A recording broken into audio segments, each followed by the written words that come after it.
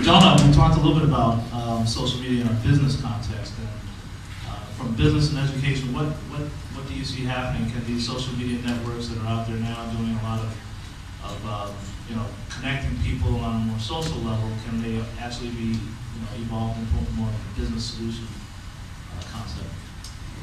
Yeah, I think it's a great question, and you mentioned as part of your predictions how advertising could be thought of as a fuel for business right now. I think that a complement to that, maybe even a category of its own, is the surveillance category here, and the notion that surveillance and transparency are sort of flip sides of each other is probably important to consider. I think a piece that some of you might be familiar with, O'Reilly's What is Web 2.0, this compilation of a year's worth of blogging. He identified a couple of important trends, including data as the new intel inside.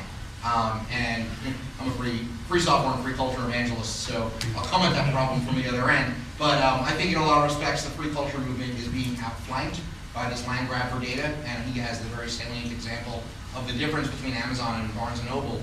And Amazon's doing 10 times the sales, and what they've got is this data.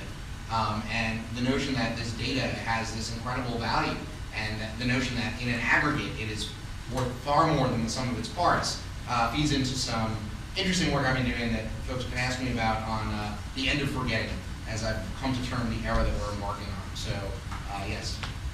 I would encourage you to ask.